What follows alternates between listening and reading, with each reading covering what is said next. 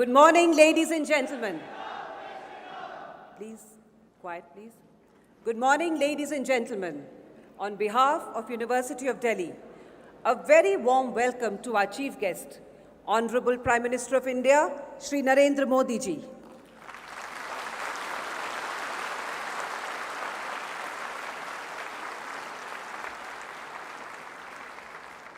A hearty welcome to our guest of honor, Union Minister for Education and Skill Development and Entrepreneurship, Shri Dharmendra Pradhan ji.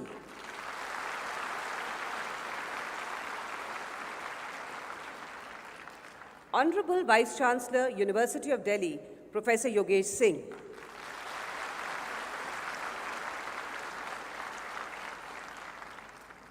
Today we have assembled here to celebrate the valedictory ceremony of centenary celebrations of University of Delhi. भारतीय परंपरा के अनुसार कार्यक्रम का शुभारंभ हम अपने आराध्य देव की आराधना से करते हैं। इस कड़ी में हम मां सरस्वती के चरणों का वंदन करते हुए दिल्ली विश्वविद्यालय के संगीत एवं कला विभाग के विद्यार्थी प्रस्तुत करेंगे सरस्वती वंदना।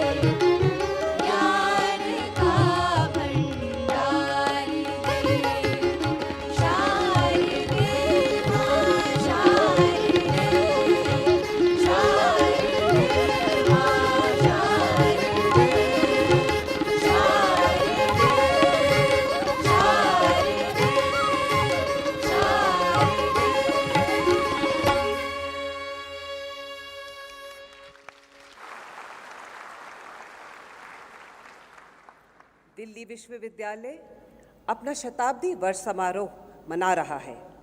इस शताब्दी वर्ष में हमने अपने विश्वविद्यालय का कुल गीत आत्मार्पित किया है। हमारा कुल गीत विश्वविद्यालय के ध्येय वाक्य निष्ठा, धृति, सत्यम का उद्बोधन है। आप सबसे सादर अनुरोध है कि कुल गीत के लिए अपने स्थान पर खड़े हो जाएं।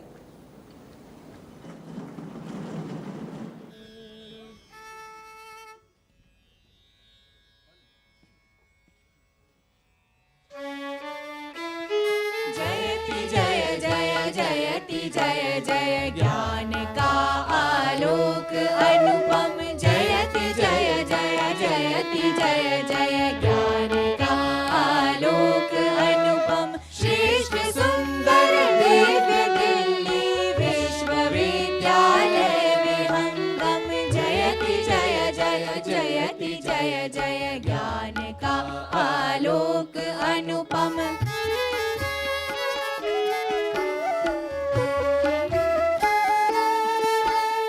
सकल वसुधा निज कुटुंब की भावना संस्कृति सनातन, आधुनिक शिक्षा पुरातन, ज्ञान धाराओं का संगम, देश की स्वाधीनता हित, भूमिका शतकोटि वंदन, निष्ठा धृति सत्यम के मंगल, दिव्य भावों का समागम, जयति जय जय जयति जय जय, ज्ञान का आलोक अनुपम।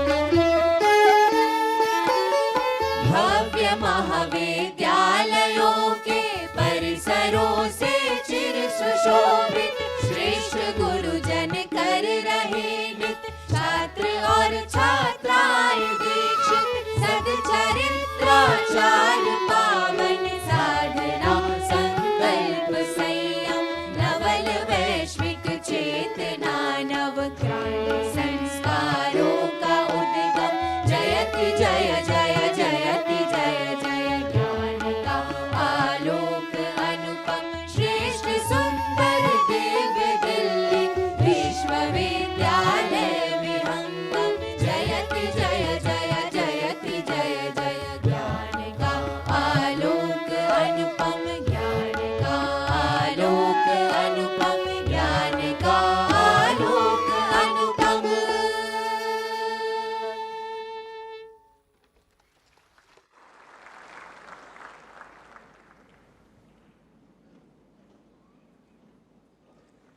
I request Honorable Vice Chancellor, Professor Yogesh Singh, to kindly felicitate our chief guest, Honorable Prime Minister of India, Shri Narendra Modi ji.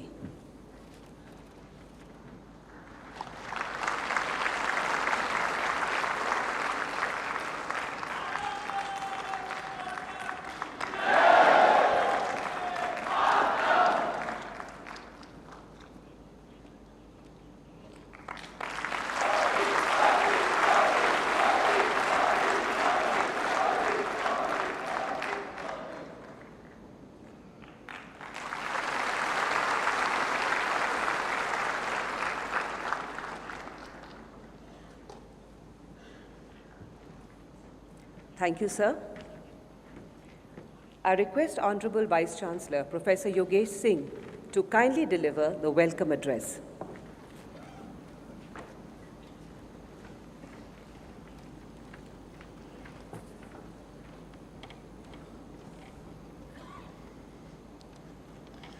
नमस्ते। भारत का मान और गौरव बढ़ाने वाले माननीय प्रधानमंत्री श्रद्धेय श्री नरेंद्र मोदी जी, श्री धर्मेंद्र प्रधान जी केंद्रीय शिक्षा, कौशल विकास एवं उद्यमिता मंत्री, और आज के समारोह में शताब्दी वर्ष समापन समारोह में आए आप सभी का मैं स्वागत करता हूं और अभिनंदन करता हूं। आज का दिन बहुत ही दिव्य है, बहुत ही भव्य है दो कारणों से। पहला कारण तो यह है कि दिल्ली विश्वविद्यालय के गौरवशाली और प्रभावशाली उपलब्धियों के 100 वर्ष पूरे हुए। इन 100 वर्षों में दिल्ली विश्वविद्यालय दिल्ली के हर घर में गया, हर मन में गया, देश के हर जिले में गया, हर तहसील में गया, और जितने संसार में देश हैं वहाँ पर दिल्ली विश्वविद्यालय के विद्यार्थी आपको कहीं ना कहीं मिलेंगे। और दूसरी जो सबसे और बड़ी उपलब्धि है वो है कि प्रधानमंत्री के पद को नई ऊंचाइयों पर ले जाने वाले आदरणीय नरेंद्र मोदी जी का आना एक ऐतिहासिक पल है, और हम सब उस ऐतिहासिक पल के साक्षी बन रहे हैं। इसके लिए आप सभी को बहुत बहुत बधाई, ढेर सारी शुभकामनाएं। मेरे मन में भाव आ रहे हैं, मेरे मन में भाव आ रहा है कि ऐसे प्रधानमंत्री कहाँ मिलते हैं। इतनी मेहनत करने वाले, निडरता से निर्णय लेने वाले, दूसरों का दर्द समझने वाले, देश के लिए जीने वाले, अपना कुछ नहीं की भावना से औरों का हित करने वाले, भारत को मजबूत और सुरक्षित करने वाले, विकसित राष्ट्र बनाने का संकल्प लेने वाले ऐसे प्रधानमंत्री कहाँ मिलते हैं। मैं ईश्वर से प्रार्थना करता हूं कि इन्हें संभाल कर रखना और इन पर अपनी कृपा बनाए रखना, और आप सबसे भी आग्रह करता हूं कि इनका ध्यान रखना, क्योंकि ये अपना ध्यान कम रखते हैं। इसीलिए हमेशा याद रखना, ऐसे प्रधानमंत्री कहाँ मिलते हैं ऐसे प्रधानमंत्री कहाँ मिलते हैं। हिंदी के कवि हैं श्री हरिओम पंवार जी, उन्होंने 2014 में एक कविता लिखी जब भारत में एक नई सरकार आई, और उन्होंने लिखा कि ऐसा कुछ कर जाओ कि पूरा देश देखता रह जाए, ऐसा कुछ कर जाओ कि पूरा देश देखता रह जाए, देश नहीं भूमंडल का परिवेश देखता रह जाए। और ऐसा इन्होंने अनेक बार किया पिछले 9 वर्ष में, कई बार साल में 2-3 बार भी ऐसा किया कि देश देखता रह गया। और हम सबका विश्वास है, आप सबका विश्वास है कि अभी आगे भी ऐसा कुछ करेंगे कि देश देखता रह जाएगा। लेकिन आज से 50-100 वर्ष के बाद आने वाली पीढ़ियां सहज विश्वास नहीं करेंगी, आने वाली पीढ़ियां सहज विश्वास नहीं करेंगी कि ऐसा भी कोई इंसान हो सकता है, इतना दिव्य, इतना भव्य, इतना प्रभावी, इतना राष्ट्र को प्यार करने वाला, इतना कर्मयोगी, इतना गतिशील और इतना मेहनती। दिल्ली विश्वविद्यालय का ध्येय वाक्य है निष्ठा, धृति, सत्यम, यानी समर्पण, दृढ़ता और सत्य। इन तीनों शब्दों को विश्वविद्यालय ने तो लिखा, लेकिन अपने जीवन में प्रधानमंत्री जी ने साकार किया, इंप्लीमेंट किया। इसीलिए मैं कहता हूं कि ऐसे प्रधानमंत्री कहां मिलते हैं। माननीय प्रधानमंत्री जी, मैं आपका अपने दिल्ली विश्वविद्यालय में स्वागत करता हूं और अभिनंदन करता हूं। राष्ट्रीय शिक्षा नीति को सही तरीके से निश्चित समय में इंप्लीमेंट करने वाले शिक्षा मंत्री आदरणीय धर्मेंद्र प्रधान जी का भी मैं स्वागत करता हूं। हायर एजुकेशन इंस्टीट्यूशंस में राष्ट्रीय शिक्षा नीति के प्रावधानों को लागू करना इतना सरल कहां था, लेकिन वो लागू की गई, उसके लिए मैं उनको बधाई भी देता हूं। प्रधानमंत्री जी ने मिशन मोड में रिक्रूटमेंट करने का आह्वान किया। भारतीय आदरणीय शिक्षा मंत्री जी ने इसकी प्रोग्रेस की लगातार समीक्षा करी। दिल्ली विश्वविद्यालय ने दशकों के बाद 2200 टीचर्स को रिक्रूट किया। यहां बैठे अनेक नए टीचर्स को मैं बधाई देता हूं, बहुत सारी शुभकामनाएं भी देता हूं। उसके लिए माननीय प्रधानमंत्री जी का आभार। 100 वर्ष में जैसी जब देश की जरूरत थी, विश्वविद्यालय ने वैसे ही कार्य किया। प्लीज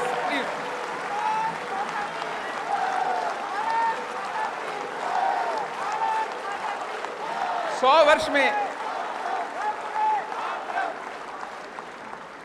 वर्ष में दिल्ली विश्वविद्यालय ने जैसी जब देश की जरूरत थी वैसा कार्य किया। स्वतंत्रता संग्राम में क्रांतिकारी दिए, गांधीवादी दिए, और जब भारत स्वतंत्र हो गया तो जजेस दिए, साइंटिस्ट दिए, डॉक्टर्स दिए, इंजीनियर्स दिए, टीचर्स दिए, रिसर्चर्स दिए, लीडर्स दिए, ब्यूरोक्रेट्स दिए, बिजनेस पर्सन दिए, और सबसे बड़ी बात, देश को अच्छे नागरिक दिए। और आज 2047 में प्रधानमंत्री जी ने एक संकल्प लिया और देश ने फिर संकल्प लिया प्रधानमंत्री जी के कहने पर कि भारत 2047 तक विकसित राष्ट्र होगा। तो दिल्ली विश्वविद्यालय की उसमें क्या भूमिका हो सकती है, इसके लिए हमने भी अपना एक स्ट्रेटेजिक प्लान तैयार किया, ताकि विश्वविद्यालय का भारत सरकार के सहयोग से एक प्रभावी और आवश्यक भूमिका बने।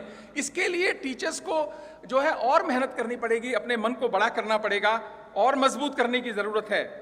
आज भारत की सरकार अपनी ताकत से ज्यादा अपने यूनिवर्सिटी के टीचर्स को देती है, क्योंकि आप भविष्य का निर्माण करते हैं, आप देश का निर्माण करते हैं। चाणक्य ने कहा था शिक्षक कभी साधारण नहीं होता। आपको भी साधारण नहीं रहना है इस अमृतकाल के अंदर। अमृतकाल में आपसे असाधारण परफॉर्मेंस की अपेक्षा करता है भारत। दिल्ली विश्वविद्यालय की तरफ से एक बार पुनः मैं आप सभी का स्वागत और अभिनंदन करता हूं। धन्यवाद।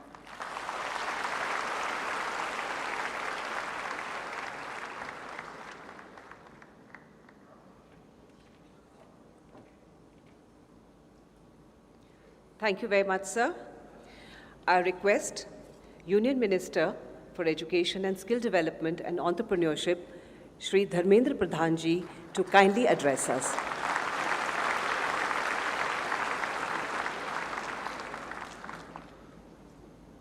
लोकप्रिय जननेता माननीय प्रधानमंत्री श्री नरेंद्र मोदी जी, कुलपति प्रोफेसर योगेश सिंह जी, अन्य विशिष्ट अतिथिगण, दिल्ली विश्वविद्यालय के विद्यार्थी और शिक्षकगण तथा मीडिया के मित्रों, नमस्कार। दिल्ली विश्वविद्यालय की शतवार्षिक शताब्दी वर्ष की ये समापन समारोह है। आज की शुभ अवसर पे हमारे बीच में माननीय प्रधानमंत्री नरेंद्र मोदी की गरिमामय उपस्थिति इस कार्यक्रम की मान और मर्यादा को और बड़ा करती है। दिल्ली विश्वविद्यालय नाम से ही दिल्ली से जुड़ता है। ये दिल्ली का नहीं है, ये देश की विश्वविद्यालय है, देश के हर एक नागरिकों की विश्वविद्यालय है। मित्रों, ये विश्वविद्यालय आजादी का लड़ाई को देखा है। इस विश्वविद्यालय में शहीद भगत सिंह की निवास हुई है। चंद्रशेखर आजाद लड़ाई लड़ते लड़ते इस विश्वविद्यालय के परिसर में भी पैर रखे हैं। इस विश्वविद्यालय आज से ठीक 50 साल पहले, आजादी को तो 75 साल पूरा हो गया, अमृत महोत्सव हम मनाए, लेकिन 73-74 में जब भारत के संविधान पर संकट आई, कुछ दिनों के बाद इमरजेंसी लागू हुई, नागरिकों की मौलिक अधिकार को छीना गया। अगर सबसे पहले किसी ने आवाज उठाई तो दिल्ली विश्वविद्यालय ने आवाज उठाई। दिल्ली विश्वविद्यालय ने देश की दूसरा स्वतंत्रता संग्राम लड़ा। दिल्ली विश्वविद्यालय पिछले 75-100 सालों में देश को अनेक वैज्ञानिक दिए, देश को अनेक पब्लिक पॉलिसी प्रैक्टिशनर दिए, जननेता दिए, अनेक उद्योग जगत की मूर्धन व्यक्तित्वों को दिए, अनेक कला साहित्य संस्कृति की प्रसिद्ध व्यक्तियों को दिया, अनेक पत्रकार मित्रों को दिया, अनेक न्यायपालिका की बहुत बड़े बड़े व्यक्तित्व इसी दिल्ली विश्वविद्यालय के संस्कार से आगे बढ़े हैं। ऐसे सफलता के साथ दिल्ली विश्वविद्यालय की 100 साल पूरी हो रही है। जब 100 साल पूरी हो रही है, हम सब के सामने चुनौती और जिम्मेदारी और बढ़ जाती है। देश में माननीय प्रधानमंत्री जी की विजनरी दृष्टि के कारण, दूरदृष्टि के कारण 34 सालों के बाद 2020 में राष्ट्रीय शिक्षा नीति लागू किया गया। राष्ट्रीय शिक्षा नीति को लागू करते हुए भी 3 साल हो गया। मैं बधाई देता हूं दिल्ली विश्वविद्यालय को। उन्होंने पिछले 3 साल में एक भी क्षण बर्बाद ना करते हुए एनईपी को लागू करने में पूरा जिम्मेवारी ली। आज दिल्ली विश्वविद्यालय पहली बार देश में अंतर्राष्ट्रीय क्यूएस रैंकिंग में एनईपी लागू होने के बाद 500 की ब्रैकेट में देश की 11 इंस्टीट्यूशन आए हैं। दिल्ली विश्वविद्यालय भी उसी में है। मैं आपको बधाई देता हूं। और एनआरएफ जो हमारी देश की निजस्व परिषद बनते जा रहा है, उसमें से तो दिल्ली विश्वविद्यालय के अनेक कॉलेज स्थायी रूप में 1, 2, 3, 4 करके बैठ गए हैं। आपको भी बधाई दिल्ली विश्वविद्यालय के कॉन्स्टिट्यूएंट कॉलेज को। मित्रों, संजोग देखिए, विश्व के तमाम नेतृत्व अभी G20 की अध्यक्षता के कारण भारत आ रहे हैं। शिक्षा विभाग की भी चर्चा हुई। Research, technology, future skills, foundational literacy और न्यूमरेसी के ऊपर भारत की एजेंडा और विशेष करके राष्ट्रीय शिक्षा नीति की दृष्टि में जो कहा गया है, उस सारे विषय पे आज विश्व की नेतृत्व भारत की मांगों को मानने के लिए तैयार है।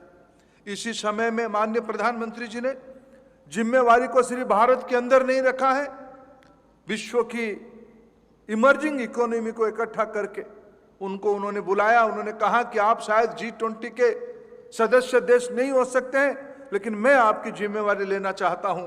विश्व की गरीब देशों की नुमाइंदगी माननीय प्रधानमंत्री नरेंद्र मोदी जी ने किया। उनकी जो आकांक्षा, अपेक्षा विश्व की पटल पर प्रतिफलित हो, इसके बारे में आज प्रधानमंत्री जी ने एक नई ऊंचाई खड़ा किया है। विश्व की सामान्य लोग, ऐसे ही नहीं कहा जाता है विश्व की सबसे लोकप्रिय नेता, विश्व की जिम्मेवारी लेना भी उतना ही महत्व है। आज प्रधानमंत्री जी ने ग्लोबल साउथ कॉन्क्लेव बुला के उसकी जिम्मेवारी लिया। मित्रों, आज आवश्यकता है इसी राष्ट्रीय शिक्षा नीति के तहत वैश्विक नागरिक बनाने के लिए। इस कोरोना ने दुनिया को परिचित कराया भारत की जिम्मेवारी क्या होता है। वो दिन याद करिए, एक समय था भारत की आवश्यक चीजों के लिए, खाद्यान्नों के लिए भी बाहर से आयात करना पड़ता था, इंपोर्ट करना पड़ता था। आज वो शुभ क्षण आ चुका है जब भारत अमृत काल में प्रवेश कर रहा है। उसी समय में कोरोना ने सिद्ध किया, प्रधानमंत्री जी ने सफल नेतृत्व के कारण देश को तो संभाला। आज विश्व की 140 देशों में भारत से उत्पादित मेडिसिन पहुंची है। ये भारत की नई परिचय हो रहा है। मित्रों, भारत मदर ऑफ डेमोक्रेसी है। संसद की नई भवन बन गई है। केवल भारत पुरानी डेमोक्रेसी नहीं, मदर ऑफ डेमोक्रेसी नहीं है, लेटर एंड स्पिरिट में सबसे विशाल काय फंक्शनल डेमोक्रेसी है। उस डेमोक्रेसी के अंदर जब हम अमृत काल में प्रवेश कर रहे हैं, हम लोगों की जिम्मेवारी मित्रों और बढ़ता है, और विशेष करके दिल्ली विश्वविद्यालय की जिम्मेवारी और बढ़ता है। प्रधानमंत्री जी एक छोटी शब्द बार बार हम सबके सामने कहते हैं, देश के सामने कहते हैं, यही समय सही समय, आज की मोमेंट इंडिया's मोमेंट। इस मोमेंट को हम लोग जिए, जिम्मेवारी निभाएं। प्रधानमंत्री दूसरी सी छोटी बात कहते हैं, मित्रों ये देश लंबे समय तक अधिकार की बात कही है, राइट्स की बात कही है। मित्रों किसी की राइट्स, किसी के अधिकार सुरक्षित होती है, 10 लोगों की अधिकार सुरक्षित होती है, कोई एक व्यक्ति जिम्मेवारी लेता है। तो अमृत काल में दिल्ली विश्वविद्यालय देश की जिम्मेवारी ले, इसी अपेक्षा के साथ मैं प्रधानमंत्री जी को स्वागत करता हूं। धन्यवाद।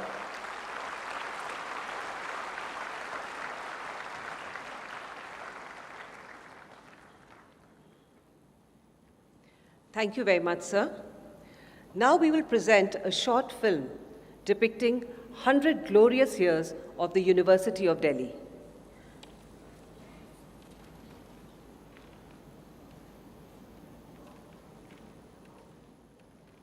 100 वर्ष की अनवरत अटूट यात्रा किसी भी संस्थान की गुणवत्ता, प्रासंगिकता और जीवंतता का परिचायक है। दिल्ली विश्वविद्यालय ने अपनी समृद्ध ज्ञान परंपरा के साथ स्वर्णिम यात्रा के 100 वर्ष पूरे कर लिए हैं। दिल्ली विश्वविद्यालय ने वर्ष 1922 में केवल 3 कॉलेज और 750 विद्यार्थियों के साथ शुरुआत की थी, पर आज 90 कॉलेज और 6 लाख से ज्यादा विद्यार्थियों के साथ देश का सबसे बड़ा विश्वविद्यालय बन चुका है। विस्तार की अनंत संभावनाएं समेटे शिक्षा का ये वट वृक्ष पूरे आन बान शान से ज्ञान और राष्ट्र निर्माण के कार्य में जुड़ा है, क्योंकि पिछले 100 सालों में विश्वविद्यालय से निकले अनेक विद्यार्थियों ने राष्ट्र जीवन में जो बहुमूल्य योगदान दिया, उनकी विरासत नई पीढ़ी को लगातार प्रेरणा दे रही है। साल 1931 में गांधी जी और इरविन के मध्य समझौता इसी विश्वविद्यालय के परिसर में हुआ था। दिल्ली विश्वविद्यालय राष्ट्रीय आंदोलन के साथ साथ राष्ट्र की विकास गाथा का साक्षी रहा है। अपनी सशक्त एलुमनाई बेस के साथ दिल्ली विश्वविद्यालय देश दुनिया के कोने कोने में है। एक प्रकार से विश्वविद्यालय एक भारत श्रेष्ठ भारत की भावना को प्रगाढ़ करता है। आज 51% छात्राओं के साथ डीयू नारी शक्ति की बढ़ती भागीदारी और सामर्थ्य को भी प्रतिबिंबित करता है। देश के यशस्वी प्रधानमंत्री नरेंद्र मोदी जी के नेतृत्व में पिछले 9 वर्षों में शिक्षा के क्षेत्र में व्यापक कदम उठाए गए हैं।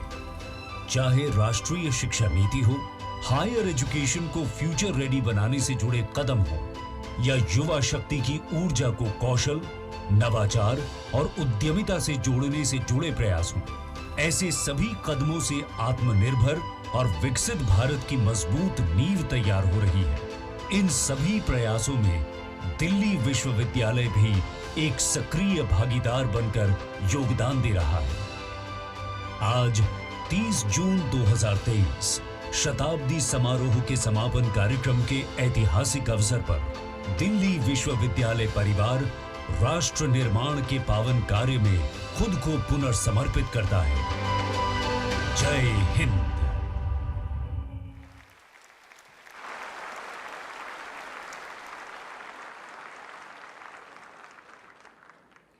I now request Honorable Prime Minister Shri Narendra Modi ji to kindly release 2 commemorative volumes, Glorious Moments of Centenary Celebrations 2022-2023.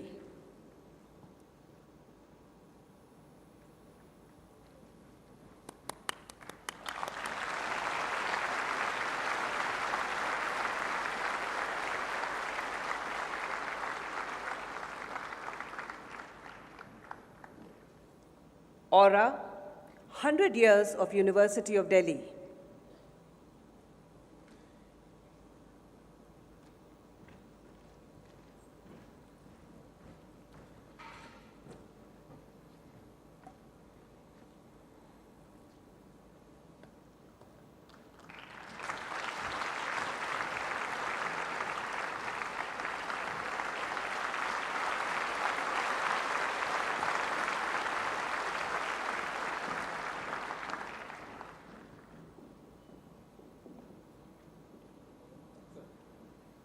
Thank you, sir. University of Delhi, in order to upgrade its infrastructure, is constructing 3 buildings. Faculty of Technology at an estimated cost of 300 crores with a built-up area of 34,000 square meters. An academic block with an estimated cost of 330 crores with a built-up area of 55,000 square meters. The Delhi University Computer Center is an estimated cost of 88 crores with a built-up area of 9,000 square meters. I request Honorable Prime Minister Shri Narendra Modi ji to kindly lay the foundation stone by pressing the remote button.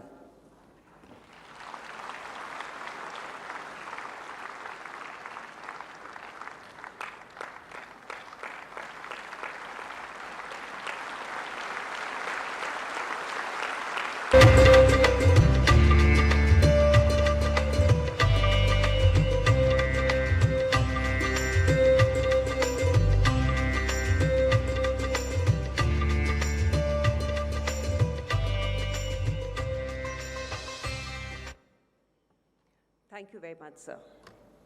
Now, ladies and gentlemen, the historic moment we have eagerly been awaiting has finally arrived.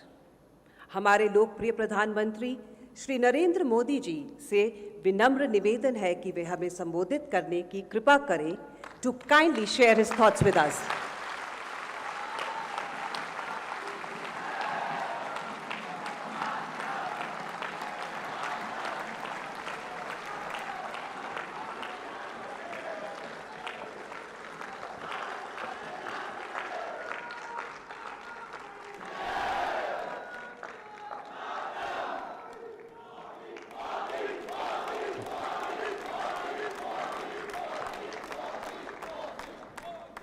Delhi university के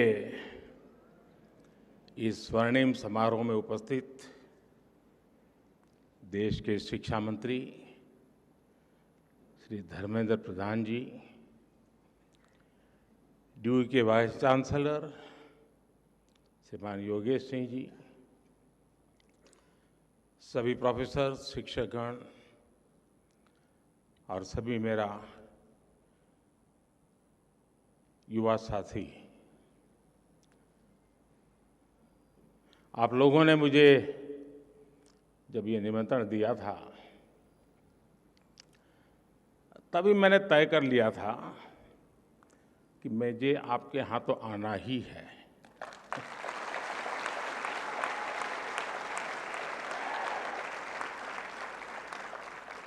और यहाँ आना अपनों के बीच आने जैसा है।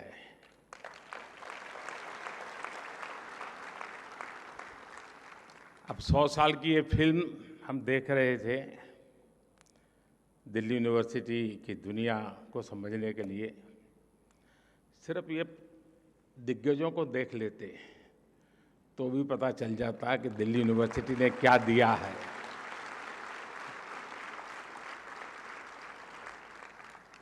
कुछ लोग मेरे सामने बैठे हैं जिनको मैं विद्यार्थी काल से जानता हूँ, लेकिन अब बहुत बड़े बड़े लोग बन गए हैं।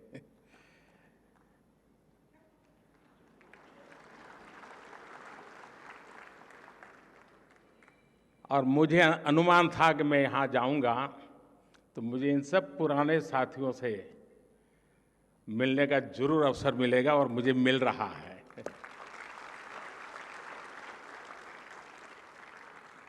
साथियों, ड्यू का कोई भी स्टूडेंट हो, कॉलेज फेस्ट चाहे अपने कॉलेज में हो या दूसरे कॉलेज में, उसके लिए सबसे इम्पोर्टेंट यही होता है कि बस किसी तरह उस फैज का हिस्सा बन जाएं। मेरे लिए भी ये ऐसा ही मौका है।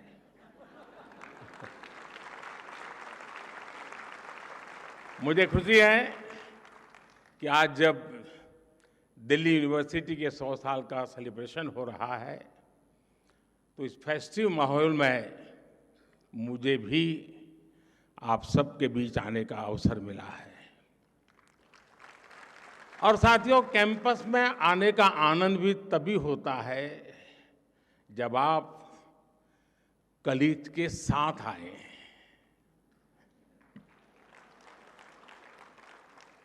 दो दोस्त चल दिए गप्पे मारते हुए, दुनिया जहान की बातें करेंगे, इजराइल से लेकर के मून तक कुछ छोड़ेंगे नहीं।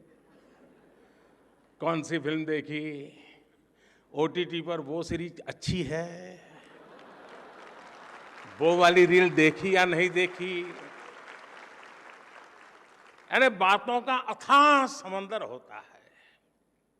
इसलिए मैं भी आज आपकी ही तरह दिल्ली मेट्रो से अपने युवा दोस्तों से गपशप करते करते यहां पहुंचा हूं।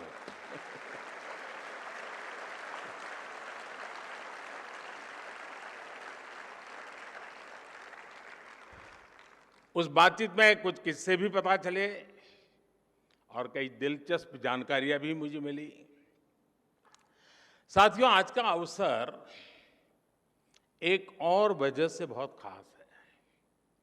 ड्यू ने एक ऐसे समय में अपने 100 वर्ष पूरे किए हैं जब देश अपनी आजादी के 75 वर्ष पूरे होने पर अमृत महोत्सव मना रहा है। कोई भी देश हो, उसकी यूनिवर्सिटीज, उसके शिक्षण संस्थान उसकी उपलब्धियों का सच्चा प्रतिबिंब होते हैं। ड्यू की भी इन 100 वर्षों की यात्रा में कितने ही ऐतिहासिक पड़ाव आए हैं। इसमें कितने प्रोफेसर्स का, कितने स्टूडेंट्स का और कितने ही दूसरे लोगों का जीवन जुड़ रहा है।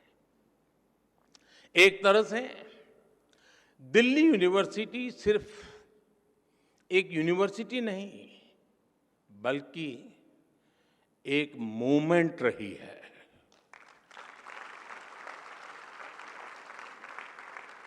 इस यूनिवर्सिटी ने हर मोमेंट को जिया है।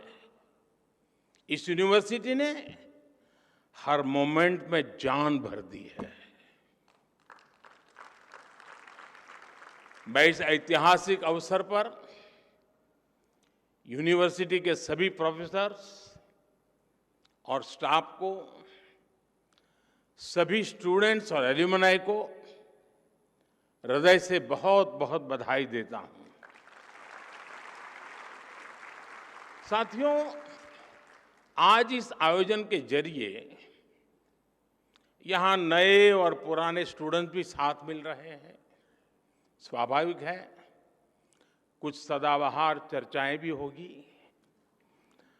नॉर्थ कैंपस के लोगों के लिए कमला नगर, हडसन लाइन और मुखर्जी नगर से जुड़ी यादें,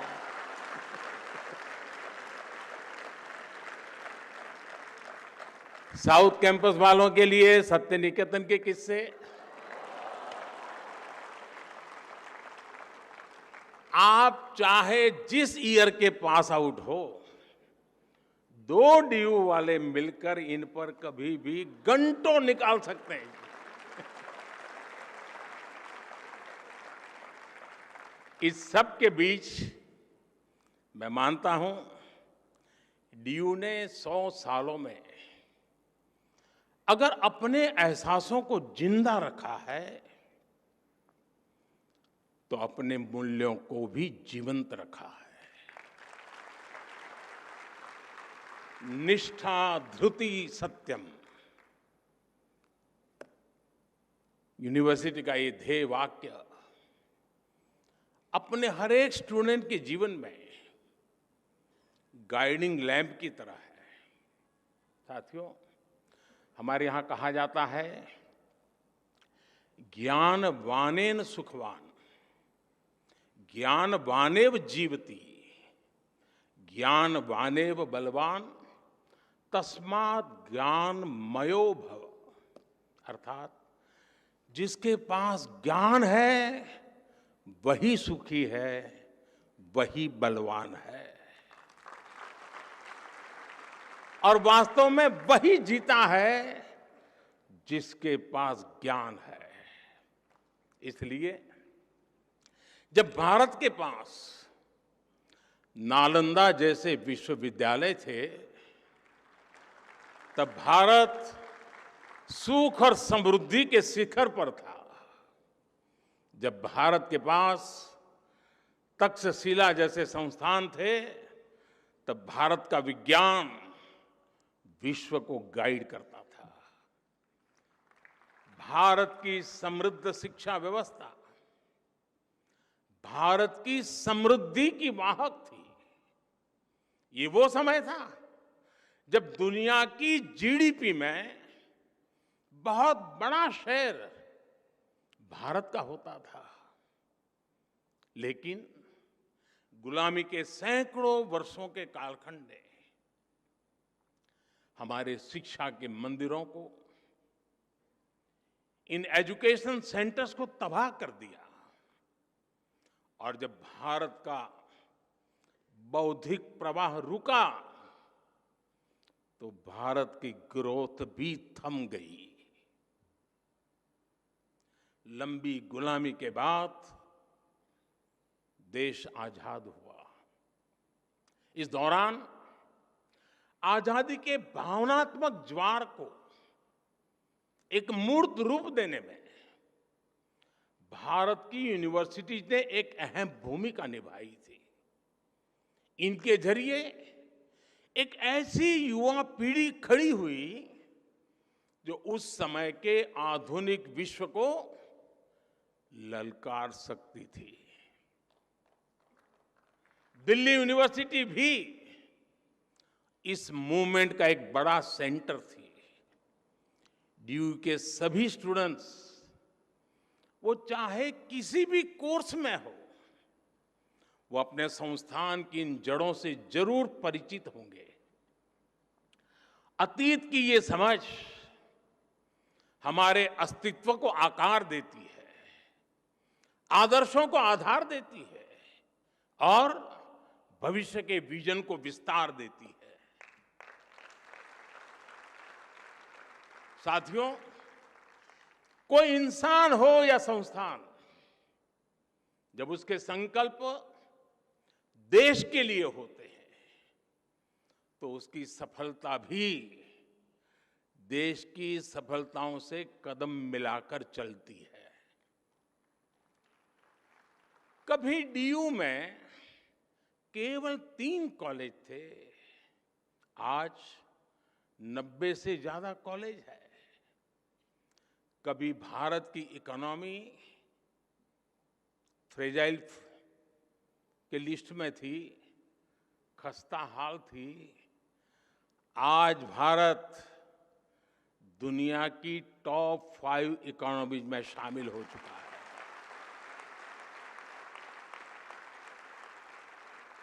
आज डीयू में पढ़ने वाले लड़कों की तुलना में लड़कियों की संख्या ज्यादा हो गई है।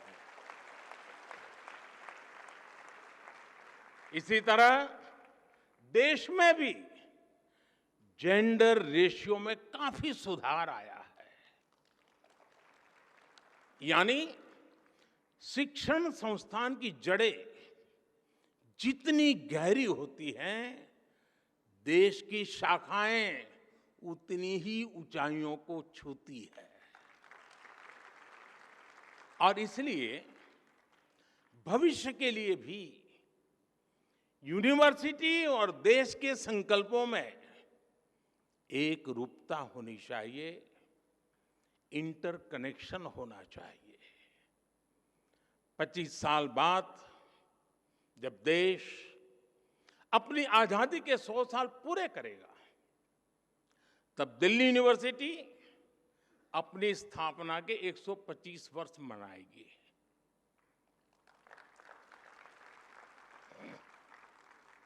तब लक्ष्य था भारत की स्वतंत्रता। अब हमारा लक्ष्य है 2047 तक विकसित भारत का निर्माण।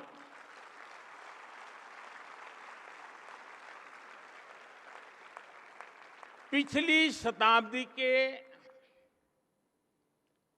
तीसरे दशक ने, अगर पिछली शताब्दी के इतिहास की तरफ नजर करें तो पिछली शताब्दी के तीसरे दशक ने स्वतंत्रता संग्राम को नई गति दी थी। अब इस शताब्दी का ये तीसरा दशक भारत की विकास यात्रा को नई रफ्तार देगा।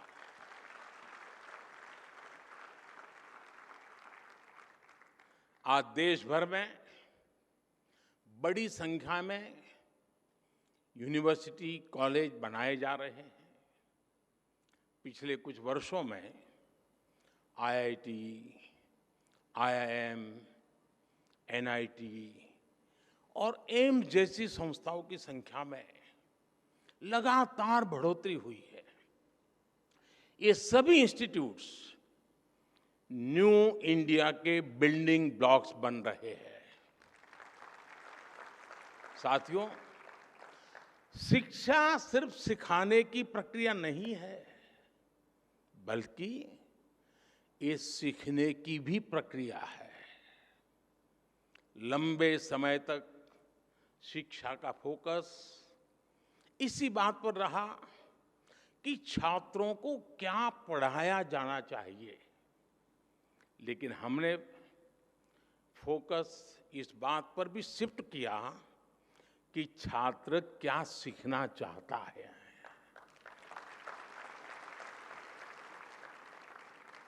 आप सभी के कलेक्टिव एफर्ट से नई राष्ट्रीय शिक्षा नीति तैयार हुई है।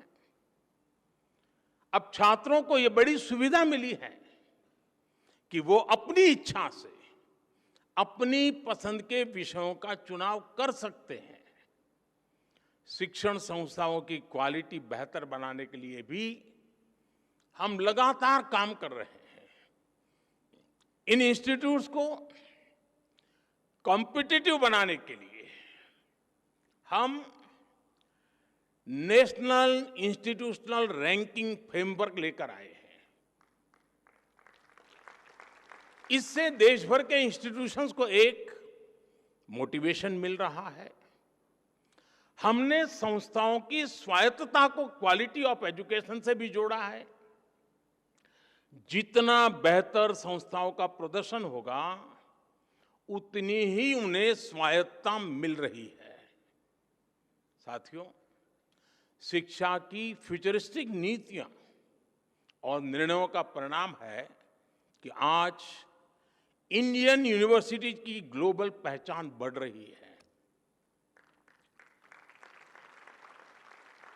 2014 में क्यूएस वर्ल्ड रैंकिंग में केवल 12 इंडियन यूनिवर्सिटीज होती थी।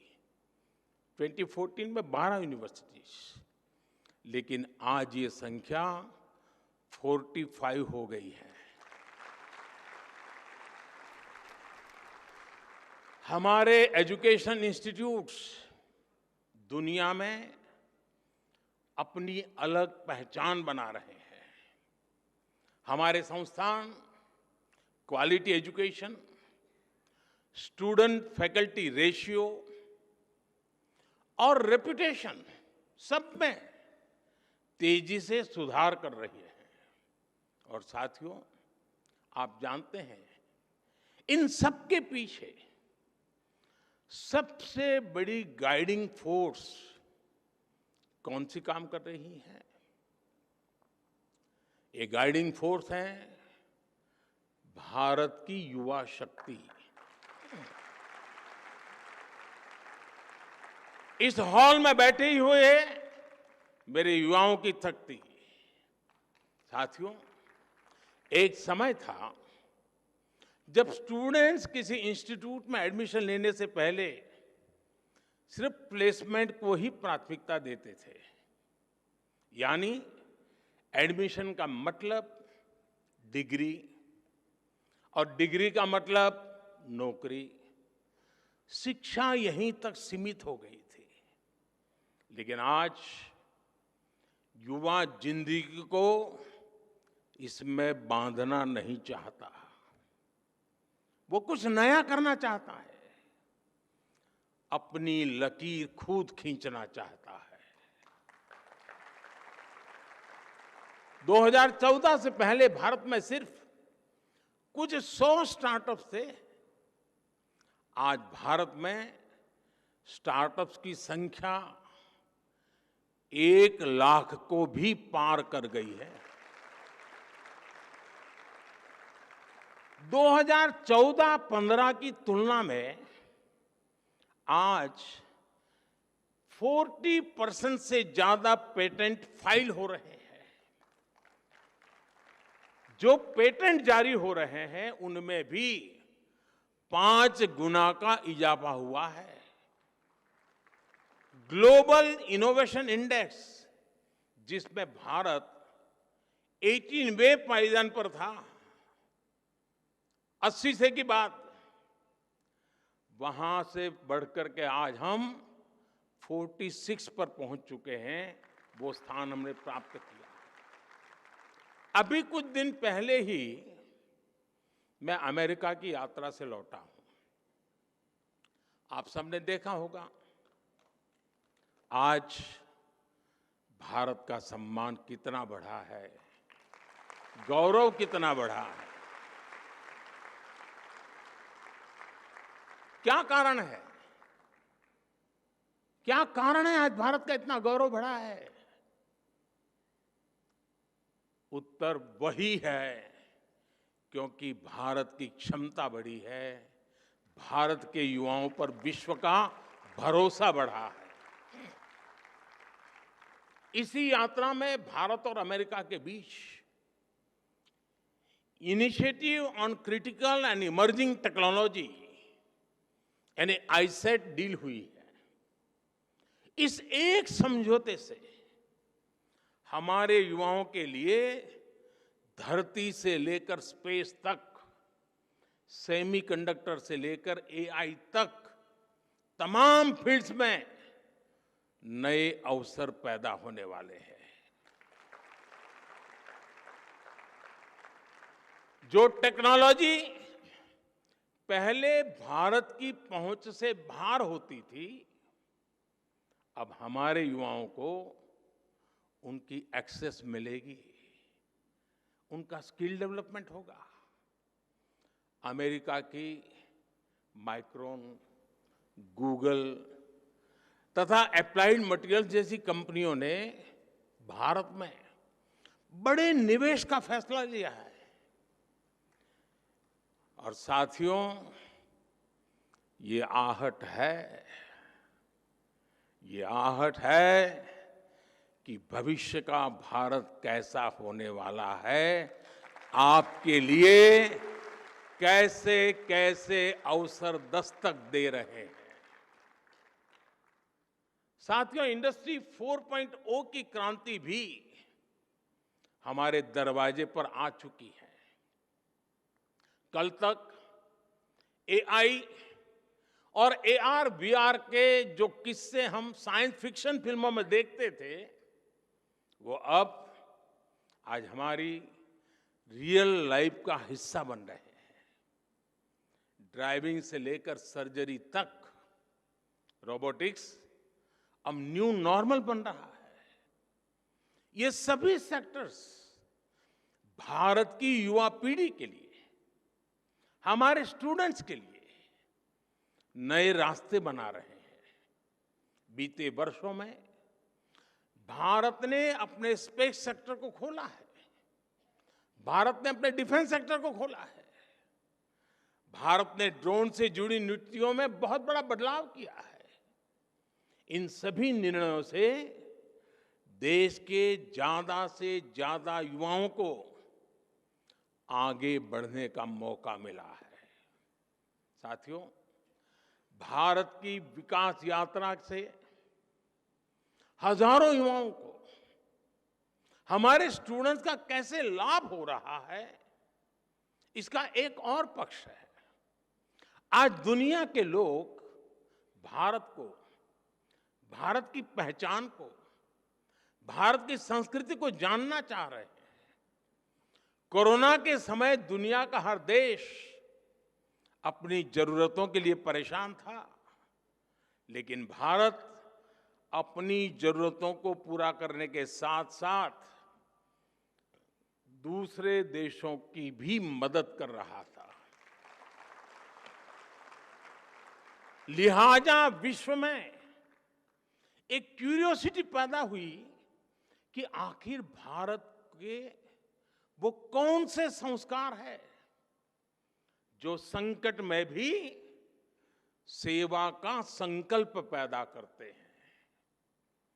भारत का बढ़ता सामर्थ्य हो, भारत की G20 प्रेसिडेंसी हो, ये सभी भारत के प्रति कौतूहल बढ़ा रहे हैं। इससे हमारे जो ह्यूमैनिटीज के स्टैंडर्ड्स हैं, स्टूडेंट्स हैं, उनके लिए अनेकों नए अवसर पैदा होने वाले हैं। योग जैसा हमारा विज्ञान, हमारी संस्कृति, हमारे फेस्टिवल, हमारा लिटरेचर, हमारी हिस्ट्री, हमारा हेरिटेज, हमारी विधाएं, हमारे व्यंजन आज हर किसी की चर्चा हो रही है। हर किसी के लिए नया आकर्षण पैदा हो रहा है। इसलिए उन भारतीय युवाओं की डिमांड भी बढ़ रही है जो विश्व को भारत के बारे में बता सके, हमारी चीजों को दुनिया तक पहुंचा सके। आज डेमोक्रेसी, इक्वालिटी और म्यूचुअल रिस्पेक्ट जैसे इंडियन वैल्यूज दुनिया के लिए मानवीय पैमाना बन रही है। गवर्नमेंट फोरम से लेकर डिप्लोमेसी तक कई क्षेत्रों में भारतीय युवाओं के लिए लगातार नए मौके बन रहे हैं। देश में हिस्ट्री, हेरिटेज और कल्चर से जुड़े क्षेत्रों ने भी युवाओं के लिए अपार संभावनाएं बना दी है। आज देश के अलग अलग राज्यों में ट्राइबल म्यूजियम्स बन रहे हैं। पीएम म्यूजियम के जरिए आज आजाद भारत की विकास यात्रा के दर्शन होते हैं। और आपको ये जानकर के भी अच्छा लगेगा कि दिल्ली में विश्व का सबसे बड़ा हेरिटेज म्यूजियम युगे युगीन भारत, ये भी बनने जा रहा है।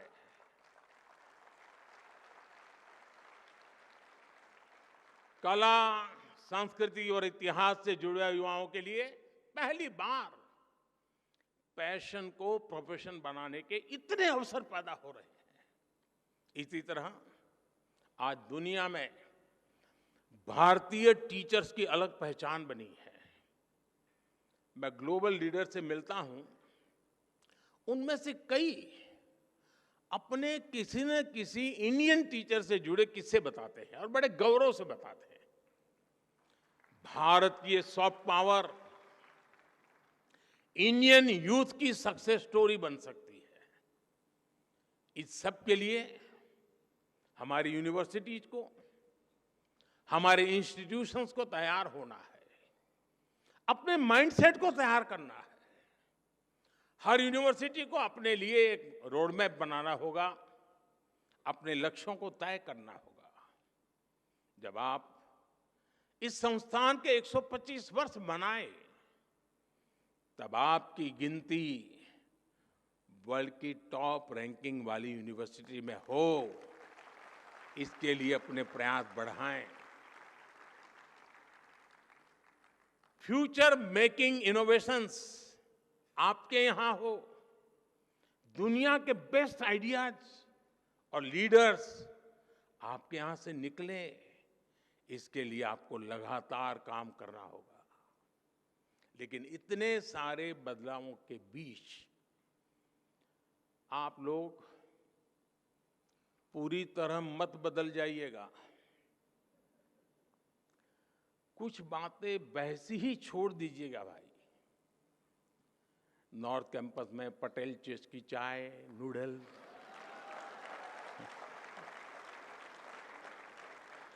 साउथ कैंपस में चाणक्य आज के मोमोज, इनका टेस्ट न बदल जाए, ये भी आपको इंश्योर करना होगा। साथियों, जब हम अपने जीवन में कोई लक्ष्य तय करते हैं तो उसके लिए पहले हमें अपने मन मस्तिष्क को तैयार करना होता है। एक राष्ट्र के मन मस्तिष्क को तैयार करने की ये जिम्मेदारी उसके एजुकेशन इंस्टीट्यूट को निभानी होती है। हमारी नई जनरेशन फ्यूचर रेडी हो, वो चैलेंजेस को एक्सेप्ट करने और फेस करने का टेम्परामेंट रखती हो। ये शिक्षा संस्थान के विजन और मिशन से ही संभव होता है। मुझे विश्वास है दिल्ली यूनिवर्सिटी अपनी इस यात्रा को आगे बढ़ाते हुए इन संकल्पों को जरूर पूरा करेगी। इसी के साथ आप सभी को इस शताब्दी वर्ष की यात्रा को जिस प्रकार से आपने आगे बढ़ाया है, उसे और अधिक सामर्थ्य से और अधिक शानदार तरीके से और अधिक सपने और संकल्पों को लेकर के सिद्धि को प्राप्त करने का रास्ता बनाते हुए आगे बढ़े। सिद्धियां आपके कदम चूमती रहें, आपके सामर्थ्य से देश बढ़ता रहे। इसी कामना के साथ आप सबको बहुत बहुत शुभकामनाएं। धन्यवाद।